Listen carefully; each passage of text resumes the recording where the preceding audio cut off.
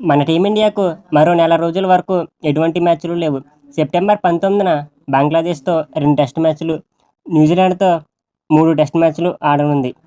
ఆ మ్యాచ్ల ప్రాక్టీస్ కోసం మన టీమిండియా ప్లేయర్స్ దులీప్ ట్రోఫీ ఆడబోతున్నారు. ఈ మ్యాచ్ను కీలకం చేసుకుని టెస్ట్ మ్యాచ్ల స్క్వాడ్ని నిర్ణయించనుంది బీసీసీఐ. మెయిన్గా 4 ప్లేయర్స్ ఇక టెస్ట్ మ్యాచ్లు ఆడే పరిస్థితి కనబడట్లేదు. బీసీసీఐ దులీప్ ట్రోఫీ కోసం 61 ప్లేయర్స్ను సెలెక్ట్ చేసింది. దీనిలో 4 ఆటగాళ్లకు స్థానం కల్పించలేదు. అందులో ఫస్ట్ ప్లేయర్ సంజు శాంసన్.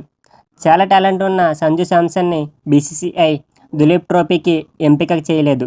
సంజు శాంసన్ కెరీర్లో ఇప్పటి వరకు వన్డేల్లోనూ, టీ20లోనూ స్థానం కల్పించింది.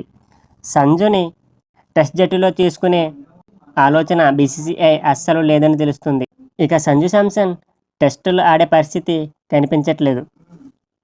Second player Prithvi Shaw. పృథ్వీ షా చాలా మంచి ప్లేయర్, కానీ కొన్ని దారుణమైన ప్లేయింగ్స్ వల్ల జట్టుకు దూరమయ్యాడు. చిన్న వయసులోనే కెరీర్ను డౌన్ఫాల్ అయిందని చెప్పొచ్చు.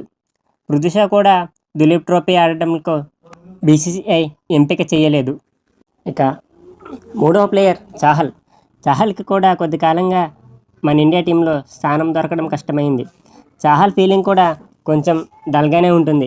మేబీ ఈ కారణం వల్లే బీసీసీఐ తనను దూరం పెడుతుంది. చాహల్ కూడా దులీప్ ట్రోఫీకి ఎంపిక కాలేదు. ఇక ఫోర్త్ ప్లేయర్ హనుమ విహారీ. చాలా టెస్ట్ మ్యాచ్లు ఆడిన హనుమ విహారీ తన ప్లేస్ని నిలుపుకోలేకపోయాడు. కొత్తగా వచ్చిన ఆటగాళ్లతో పోటీ ఇవ్వకపోవడంతో బీసీసీఐ తనను టెస్ట్ మ్యాచ్లకి దూరం పెట్టింది. కాబట్టి హనుమ విహారీ కూడా దులీప్ ట్రోఫీకి ఎంపిక కాలేదు. ఇక ఈ 4 టెస్ట్ మ్యాచ్లు ఎప్పటికీ ఆడే అవకాశం లేదని స్పష్టమవుతుంది. ఇలాంటి మరిన్ని వీడియోస్ కోసం మన ఛానల్ని ఇప్పుడే సబ్స్క్రైబ్ చేసుకోండి ఫ్రెండ్స్.